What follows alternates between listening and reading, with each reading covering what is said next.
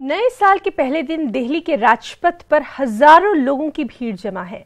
बताया जाता है कि तकरीबन 80,000, जी हां 80,000 लोग राजपथ पर जमा हैं और नए साल की आमद पर खुशी का इजहार कर रहे हैं। लोग अपने अहले खाना के साथ यहां पर नए साल का इस्तकबाल कर रहे हैं और बच्चे खासतौर से इनमें बेहद खुश नजर आ रहे हैं। और लोगों की भारी भीड़ को देखते हुए सेंट्रल सेक्रेटेरिएट, उद्योग भवन, मंडी house, Pragati Maidan, metro station बंद रहेंगे। और इन तमाम लोगों से उनके तासुरात जाने हमारे साथी शंकर आनंद ने। इस वक्त मैं राजपथ पे हूँ। राजपथ पर जहाँ पर यहाँ पे देशभक्ति गाने भी बज रहे हैं, लेकिन यहाँ पर जो माहौल है, एक पूरा बहुत ही आनंद सा हो रखा है। यहाँ पे पिकनिक सा माहौल भी हो रखा है। लोग यहाँ पे आ रहे हैं, घूम रहे हैं, फिर रहे हैं। यहाँ पर तकरीबन 80,000 की तादाद में लोग इंडिया गेट पर जमा हो चुके हैं और यहाँ पर जो भीड़ जो है, लगातार भीड़ में इजाफा होता जा रहा है। कुछ लोगों से भी बात करते हैं जो लोग यहाँ पे आए हुए हैं और यहाँ पे बाकायदा घूमने फिरने के लिए आए हुए हैं। आज आप लोग राजपथ पे घूमने आए हैं, कैसा माहौल है आज?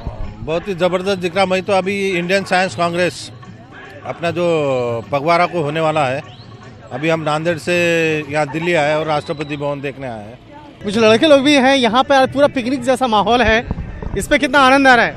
मज़ा नहीं आया सर, बिल्कुल भी मज़ा नहीं आया सर। यहाँ पे कुछ फैमिली वालों से बात करते हैं, छोटे छोटे बच्चों को लेकर आए हैं। पूरा राजपथ पे जो है आज पिकनिक जैसा माहौल बना हुआ है, उस पर आपकी प्रतिक्रिया?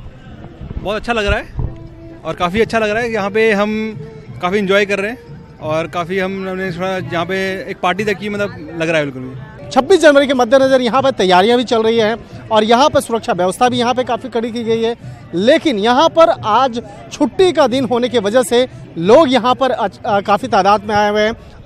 दिल्ली पुलिस के सूत्रों के अगर माने तो तकरीबन 80,000 से ज़्यादा लोग यहाँ पर इकट्ठा हो चुके हैं। लेकिन यहाँ पर ज़्यादा भीड़ ना हो, इसके लिए कोशिश की जा रही है कि यहाँ का जो मेट्रो स्टेशन है उसको भी यहाँ से क्लोज किया जाए, थोड़ी देर के लिए बंद किया जाए, जिससे कि ज़्यादा भीड़ यहाँ पर इकट्ठा ना हो सके। वीडियो जर्नलिस्ट इमरान के साथ शंकर आनंद, न्यूज़ 18 दिल्ली। और आपको बताएं कि दिल्ली में नए साल की पहली सुबह बड़ी तादाद में लोग अपने घरों से निकले, इंडिया गेट और दीगर मुकामात पर तफरीह का लुत्फ उठाया। लोग बेहद खुश भी नजर आए।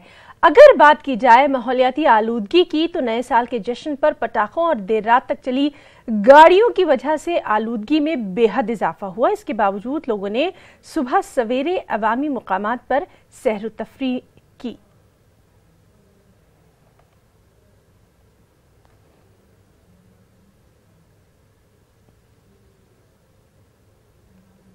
अपोजिशन के सख्त रद्दअमल और शोरगुल के दरमियान गुज़िश्ता रोज़ राज्यसभा में तलाक़ सलासा बिल पेश नहीं हो सका। कल तलाक़ सलासा बिल राज्यसभा में पेश किया जा सकता है। इस सिलसिले में बीजेपी लीडर शाहनवाज हुसैन ने कहा है कि हिंदुस्तान में 3 तलाक़ के खिलाफ कानून बनाया जा रहा है और तलाक़ सलासा बिल को लोकसभा के बाद राज्यसभा में पास कराया जाएगा।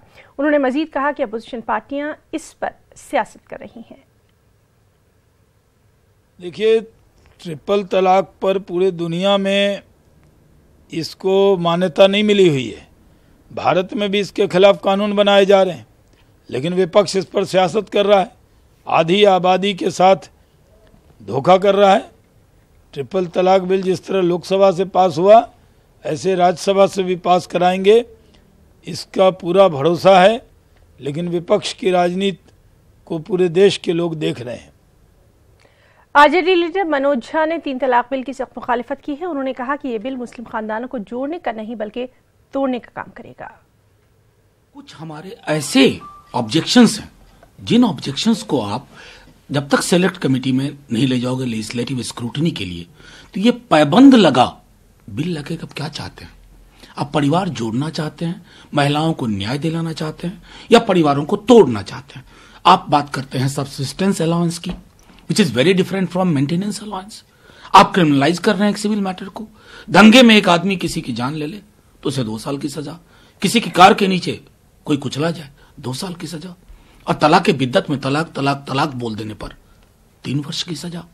तो मैं समझता हूं कि नजरिए का अभाव है और वो तभी दुरुस्त हो सकता है जब लेजिस्लेटिव स्क्रूटनी सेलेक्ट कमेटी में हो।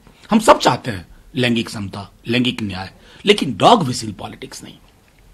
ये हुकूमत डॉग विसिल पॉलिटिक्स कर रही है, ये नुकसान कर रही है।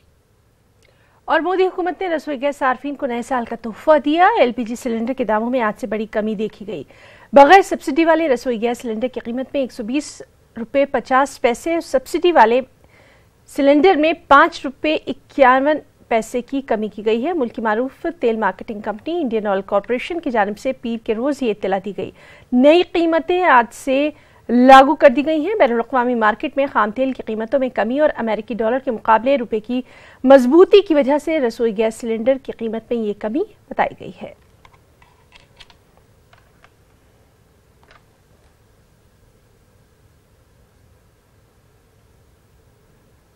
मशहूर फिल्म अदाकार कादिर खान अब हमारे बीच नहीं रहे, लेकिन उनकी यादें हमारे दिलों में हमेशा ताज़ा रहेंगी। कादिर खान की जिंदगी के सफर पर देखिए ये खास रिपोर्ट।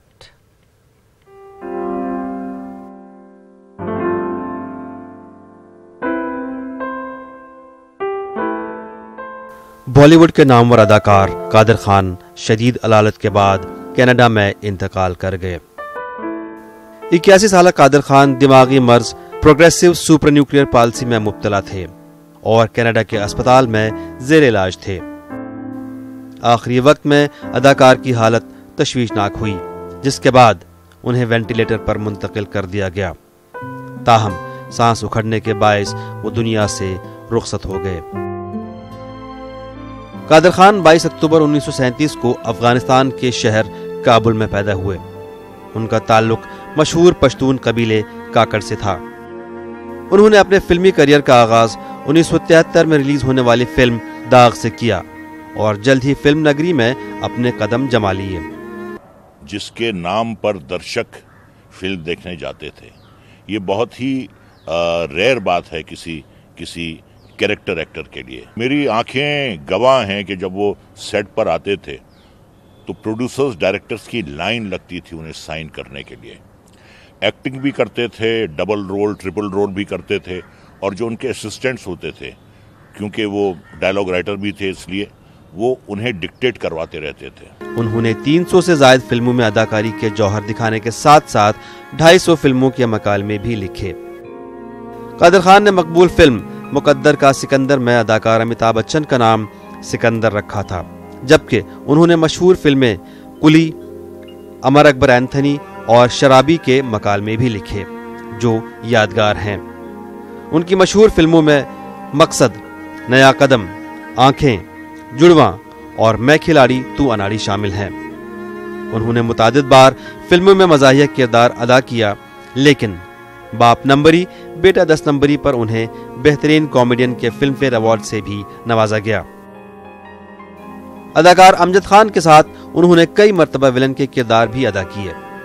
अपनी लाजवाल अदाकारी की बदौलत उन्होंने कॉमेडी फिल्मों के लिए 9 फिल्म फेयर अवार्ड्स अपने नाम किए।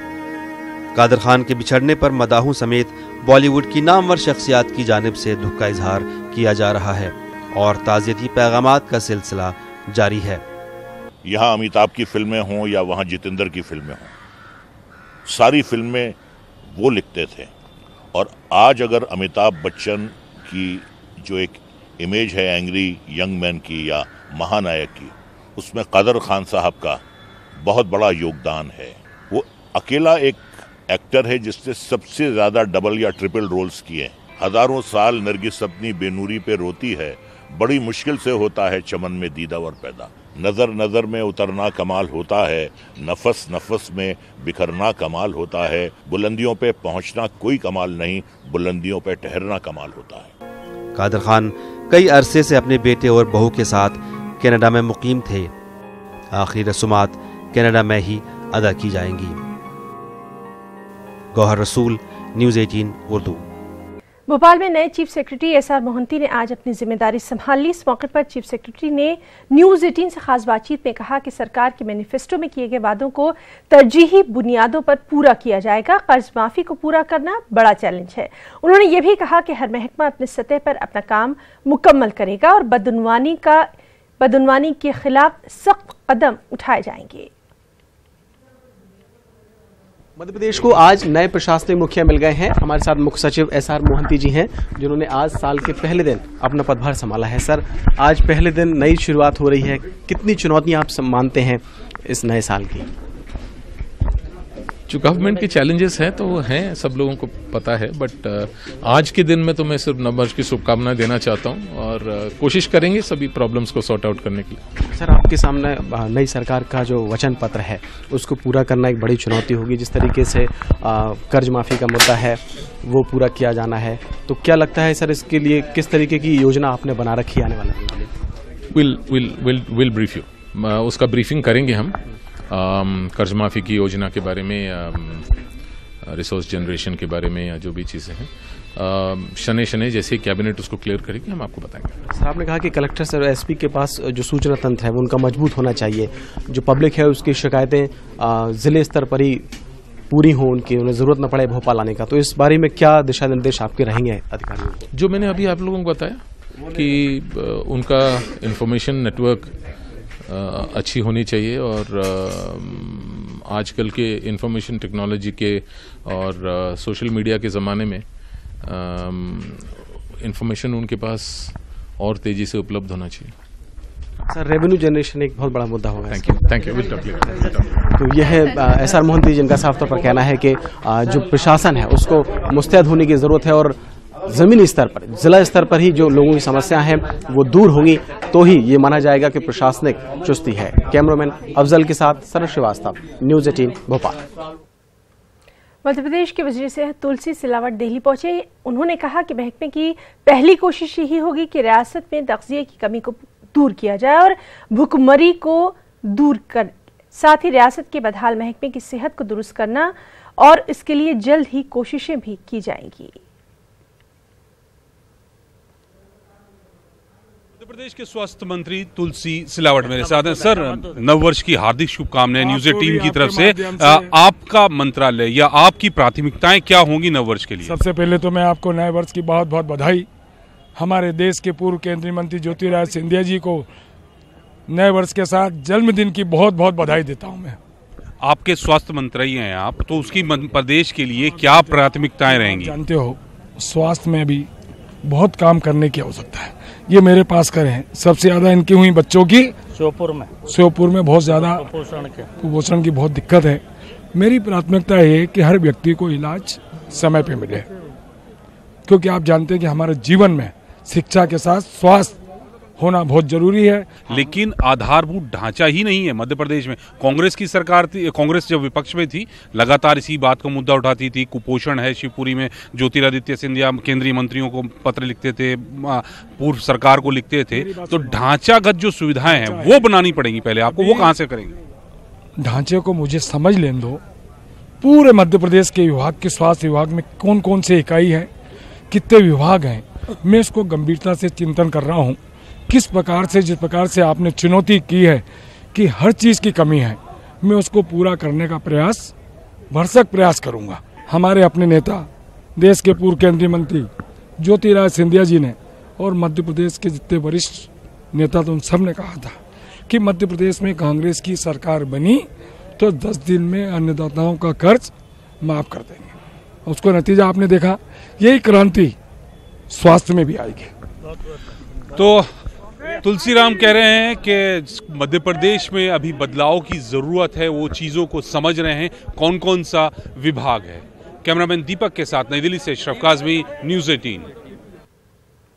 मध्य प्रदेश के मंदसौर जिले में 3 दिन से लगातार पड़ रही सख्त सर्दी की वजह से किसानों की फसलें बर्बाद होकर रह गई हैं। फसल खराब होने से किसान बेहद परेशान हैं और सरकार से मुआवजे का मुतालबा कर रहे हैं। बीजेपी ने वज़ीर आला कमलनाथ से किसानों की मदद करने का मुतालबा किया है। वहीं सरकार की तरफ से कोई हुक्म न मिलने की वजह से अभी तक जिला इंतजामिया ने भी इस मामले में कोई पहल नहीं की है। गौरतलब है कि रियासत में गुज़िश्ता कुछ दिनों से पड़ रही शदीद सर्दी से चना, सरसों, मटर जैसी फसलें खराब हो गई हैं। उससे हमारा राइडा था, जल गया। मटर बो रखे थे, मटर भी जल गए। और आघाती फसल गेहूँ थी, गेहूँ पे भी नुकसान हुआ। और अफीम तो यहाँ था ही नहीं, फिर भी अफीम आसपास गांव वालों को अफीम का भी नुकसान हुआ। ये सर नुकसान तो अधिकतर बहुत सब फसलों में हुआ, पर सरसों, मटर, मसूरा, चना इनमें बहुत ज़्यादा हुआ। आधे से ऊपर नुकसान हो गया। फसल तो बहुत मुश्किल से खड़ी करी, बाकी नुकसान तो मटर तो यूँ समझ लो 80% नुकसान हो गया मटर में। चना 50% हो गया, मेथी 50% हो गई। गेहूँ में मान लो आप 30% से ज़्यादा नुकसान गेहूँ में भी है। मतलब सर रायड़ा भी बहुत जरूरत से ज्यादा देखो रायड़ा चल के अपना वहाँ खेत में। मैं ये कहूँगा कि सरकार को तत्काल संज्ञान लेकर के और अधिकारियों को निर्देश देना चाहिए कि वो मैदान में जाएं, किसानों के बीच में खेतों की स्थिति देखें और जो पाले से नुकसान हुआ है उस नुकसानी का आकलन करें ताकि समय पर किसानों को राहत पहुंचाई जा सके। मध्य प्रदेश में प्याज की गिरती कीमत ने किसानों को परेशान करके रख दिया है। हालात ये हैं कि कीमत सुन के मंडी पहुंचा किसान बेहोश तक हो गया तो कहीं किसान को दिल का दौरा पड़ रहा है, यानी प्याज वाकई में आंखों में आंसू ला रहा है। एक रिपोर्ट।